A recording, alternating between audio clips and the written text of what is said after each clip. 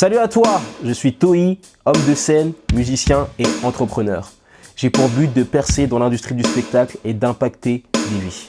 À travers ce podcast, je parle de mes avancées et partage avec toi des moyens de percer et de réaliser tes rêves. On parle de développement personnel, de stratégie pour réussir et de lifestyle. Bonne écoute. Yo, j'espère que tu vas bien. Alors, il y a des personnes qui m'ont demandé que je leur dise un peu mon avis sur le livre de Kevin Hart. Voilà, il y en a beaucoup qui savaient même pas qu'il avait sorti un livre. Donc ouais, Kevin Hart a sorti un livre. C'est un livre qui a été un plaisir à lire, qui est incroyable. J'ai mis un peu plus de temps à le lire parce que tu vois, il fait beaucoup de blagues et tu vois, c'est pas un livre que tu lis, c'est vraiment un livre que tu prends du temps à apprécier, tu vois, un peu comme un petit vin et tout. Donc aujourd'hui, je voudrais te partager ce que j'ai appris un peu de cette histoire, de l'histoire de Kevin Hart, de sa vision. Voilà, le livre il s'appelle I Can't Make This Up. C'est des leçons de vie où dans le livre il va te partager ce qu'il a appris de sa famille, de sa mère, de son père, de l'école, du travail, de la célébrité, des opportunités, des femmes, de plein de choses. Et moi, ce livre m'a beaucoup touché. Kevin Hart m'a beaucoup touché et je vais te dire pourquoi dans le podcast du jour. Alors, la première chose qui m'a touché, que j'ai vraiment retenu dans le parcours de Kevin Hart et l'importance voilà que je aimerais vraiment souligner aujourd'hui, c'est la persévérance. Pour te raconter un peu, je vais pas te raconter tout le livre et toute son histoire, mais bon, Kevin Hart, il est originaire de Philadelphie. Et pour percer, pour se faire un nom dans la comédie, il faisait peut-être 4 à 5 fois par semaine l'aller-retour en bus Philadelphie-New York, j'allais dire Paris-New York, Philadelphie-New York. Donc pour l'avoir fait il y a pas longtemps, c'est à peu près 2 heures de bus. C'est pas un truc de malade non plus, mais il faut le faire, et 3, 4, 5 fois aller-retour, ça pique. Il faisait ça, parfois il allait juste à New York pour networker, juste pour montrer qu'il était là, juste pour montrer qu'il connaissait telle personne, il y allait, et même parfois quand il avait pas de résultat, il avait pas de sous, ça fonctionnait pas, il a continué de faire ça parce qu'il savait que c'était à New York que les choses se faisaient. Donc la persistance. Et en plus de ça, un autre truc. Ça fait longtemps qu'il est dans le biz, Kevin Hart. Ça fait au moins 20 ans. Là, j'ai vu qu'il allait avoir 40 ans, mais ça fait au moins 20 ans, peut-être même plus, qu'il est dans le business, qu'il essaye de percer, qu'il essaye de se faire un nom, de réaliser sa vision. Et c'est que maintenant, depuis que quelques années, peut-être 3-4 ans, que ça commence vraiment à exploser. Il a eu plein de désillusions. Il est venu à Hollywood, il a fait plein de castings, il a eu des succès. Après, finalement, les films ne sont pas sortis. Après, finalement, les films ont été annulés, les films ont été, piratés, du coup, les sorties, il a eu plein d'histoires où il pensait qu'il était arrivé, mais où il a dû tout recommencer. Et il a continué à faire ses castings, il a continué à prendre ses cours de comédie, il a continué à investir, à aller networker, et je trouve ça hyper fort. Et tu sais, pendant que je lisais le livre, je me suis promené à Hollywood Boulevard, parce que je t'ai pas dit, mais là on est à Los Angeles, et je suis tombé sur l'étoile de Kevin Hart. Je ne savais même pas qu'il avait une étoile. J'ai pas vu sur les médias, j'en avais jamais entendu parler.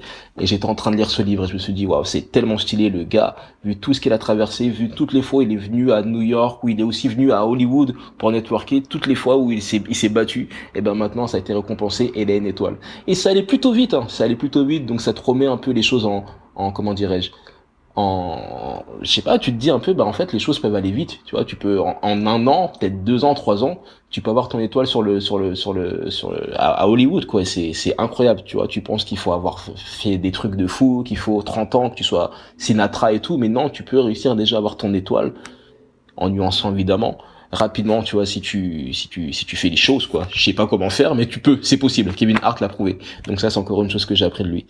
Un autre truc que j'ai appris de ce livre, de ce beau livre que je te conseille vivement, c'est le fait que ton environnement ne te définit pas.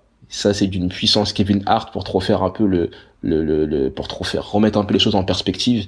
Faut que tu saches que le gars, il était dans une famille pauvre, que son père et sa mère se battaient tout le temps, que après du coup son père est parti de la maison, que son père a commencé à être un drogué mais de fou, tu vois. Même un drogué trouverait le père de Kevin Hart hyper drogué, il dira lui il est drogué, tu vois, pour te dire. Donc il a réussi quand même à surmonter tout ça. Son père était drogué au point qu'il venait saboter son business, que lorsque Kevin avait des rendez-vous, il lui foutait la honte.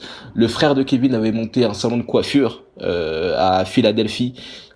Son propre père est venu cambrioler le salon, tu vois. Le propre père de Kevin Hart est venu cambrioler aussi la maison de la mère de Kevin quand il était jeune, parce qu'il avait besoin d'argent pour acheter sa dose, quoi. Donc Kevin a grandi avec tout ça. Sa mère hyper autoritaire, tu sais, la maman qui voulait pas qu'il sorte, il a été babysitté peut-être jusqu'à 18 ans, c'est-à-dire qu'il rentrait de l'école, sa mère l'a mis dans toutes les activités possibles, genre natation, plein d'activités pour pas qu'il traîne dans la rue, et elle l'a envoyé directement après les activités chez une babysitter jusqu'à 18 ans. Donc je sais pas si tu t'imagines avoir une babysitter à 18 ans, avoir une dame qui te surveille, qui te dit quoi faire jusqu'à tes 18 ans, mais voilà, elle a dû affronter tout ça.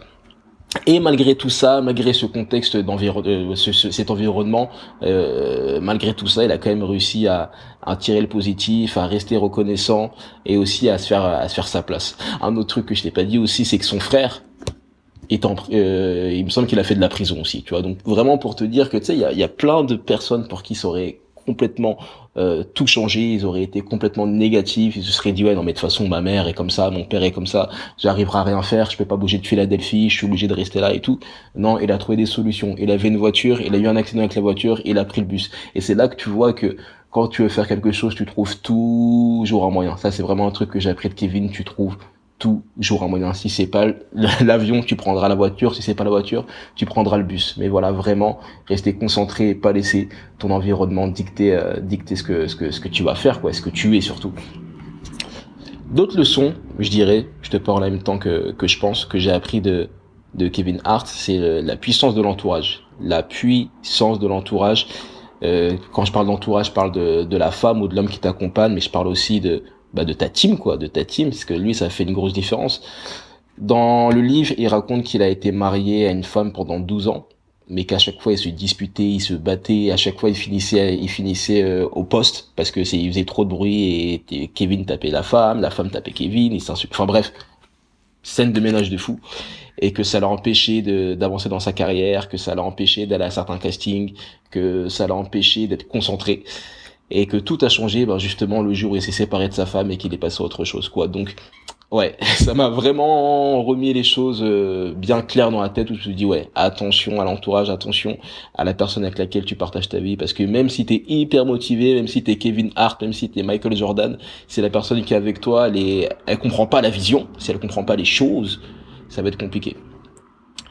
Ça, son entourage aussi, je pourrais te parler aussi de toute la team qu'il a réussi à bâtir, tu vois, c'est une team qu'il a depuis longtemps en plus, hein. Au début, il a commencé seul, après il a commencé à prendre une team où ils sont partis mettre des flyers, ils sont partis voir dans les centres commerciaux, je sais même pas comment on dit, ils sont partis dans les centres prospecter, inviter les gens, trouver des idées pour que les gens viennent, enfin, ils ont mis en place plein de systèmes, ils se sont mis sur les réseaux sociaux. Genre avant tout le monde, ils ont commencé à se mettre sur MySpace, sur Twitter, à essayer de faire grossir leur compte. Peut-être vers 2008-2009, tu vois, à l'époque où c'était pas aussi démocratisé que ça. Donc son entourage l'a vraiment poussé à lui dire, ok mec, il y a un nouveau truc qui s'appelle Facebook, qui est en train de monter de fou, mets-toi dessus. Il y a un nouveau truc qui s'appelle Twitter, qui est en train d'exploser, mais toi, il faut que tu sois le premier. Et je crois que Kevin Hart a été l'une des premières célébrités, l'une des premières, pas la première, mais l'une des premières célébrités à taper un vrai nombre de followers sur Twitter. Donc son entourage l'a vraiment boosté, l'a vraiment poussé à surpasser, l'a vraiment dit, ok mec, là t'es en train de faire de la merde, t'es bourré, arrête. Enfin bref, un vrai entourage. Donc, en gros, pour résumer, il y a plein d'autres leçons, plein d'autres leçons. Franchement, là, il y a combien de leçons il y a peut-être 100 chapitres, tu vois, 100 chapitres où il te parle de tout ce qu'il a appris. Et même si t'es pas fan de Kevin Hart, parce qu'il y en a qui m'ont dit, ouais, j'aime pas Kevin Hart, il fait n'importe quoi, il rend pas hommage à sa communauté, il trompe sa femme, enfin bref, quand j'ai parlé du livre, il y en a plein qui m'ont dit, ouais, non, mais je suis pas ce mec, c'est un con et tout. Non, t'as des choses à apprendre, de tout le monde, Et ce livre, c'est une bénédiction parce que ça te remet encore, ça te fait une petite piqûre de rappel. Il y a plein de livres comme ça qu'il faut lire, qui te mettent un peu, qui te remettent un peu dans le bain, qui sont vraiment des piqûres de rappel. Ce livre-là, il en fait partie. Il y en a plein d'autres que je conseille régulièrement. Je mets régulièrement ma liste de lecture, voilà, ma liste qui s'appelle des livres pour faire les choses, tu vois, dans lesquels j'ai mis plein de livres, je la complète régulièrement. Je vais rajouter le livre de Kevin Hart, je vais bientôt rajouter d'autres livres. Donc c'est une liste que je t'offre, hein, bien évidemment, tu peux la choper, je te mets toujours un lien dans la description, donc t'as juste à prendre ça, c'est gratuit, t'as pas de trucs bizarres à mettre, t'as juste besoin de mettre ton adresse mail et tu recevras ça dans ta boîte et t'auras plein de conseils de lecture, mais vraiment, si t'aimes la comédie, si t'aimes un peu, si t'as pas envie de lire un livre de développement personnel hyper sérieux ou je sais pas quoi, ou c'est un peu cliché, et que t'as envie d'avoir un peu ça sur une forme nouvelle, un peu je sais pas, divertissante, drôle et tout. Je te conseille vivement ce livre. Je sais pas s'il est sorti en France, parce que je l'avais jamais vu en France, mais je pense qu'Amazon a bien fait le travail et que tu pourras le trouver. Je te dis à très vite et fais ce que tu as à faire. Merci pour ton écoute. J'espère que tu as apprécié ce podcast et que tu as appris beaucoup de choses. Si tu es resté jusqu'à la fin, c'est probablement que tu as envie de percer dans un domaine. Si c'est ton cas, va t'inscrire à mes emails privés. Tu recevras quotidiennement mes meilleurs conseils pour percer, mes meilleures stratégies pour te faire connaître et mes meilleurs conseils pour devenir la meilleure version de toi-même. On se retrouve dans les mails privés. Tu as un lien dans la description du podcast. Fais ce que tu as à faire. N'abandonne pas.